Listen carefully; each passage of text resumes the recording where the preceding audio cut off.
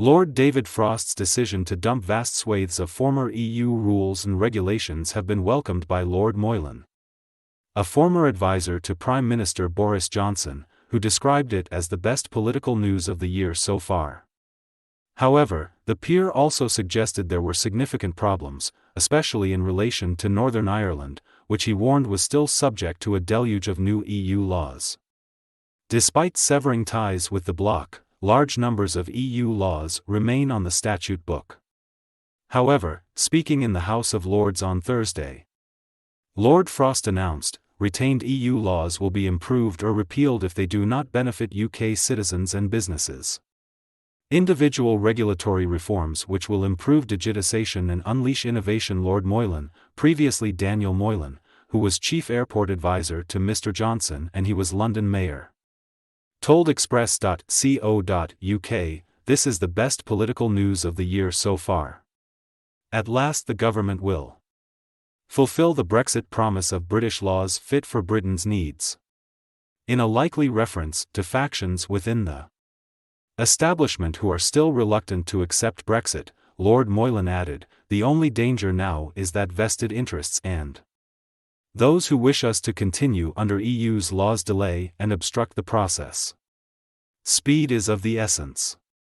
And I shall be arguing for a sunset clause such that any EU retained law still on the books in 3 years' time automatically lapses."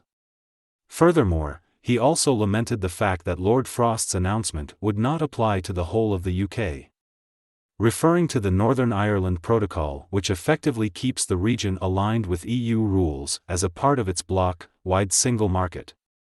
He said, "My only sadness is that part of the UK will not benefit from this. Northern Ireland is still subject to a deluge of new EU laws undemocratically imposed with no say for the people there. This breach of their democratic rights cannot be allowed to continue for long."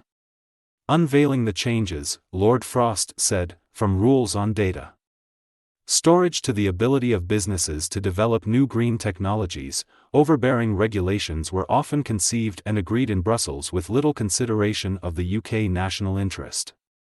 We now have the opportunity to do things differently and ensure that Brexit freedoms are used to help businesses and citizens get on and succeed. Today's announcement was just the beginning, he went on to suggest, adding, "The government will go further and faster to create a competitive, high-standards regulatory environment which supports innovation and growth across the UK as we build back better from the pandemic." Speaking in the Lords, the Minister of State at the Cabinet Office said, "A lot of things haven't happened that the gloom mongers said would happen and I don't think are going to happen. This economy and this country is prospering vastly already under the arrangements that we are putting in place. High standards need to reflect the context we are operating in. I am sure there will be change, but don't believe those changes will result in regression of standards. The purpose of the reforms is to improve the productivity of the UK by putting in place regulations that are tailored to our conditions," Lord Frost said. Measures include permitting the voluntary printing of the Crown stamp on pint glasses and reviewing the EU ban on markings and sales in pounds and ounces, with legislation in due course. Other reforms include introducing digital driving licenses, test certificates and MOT processes.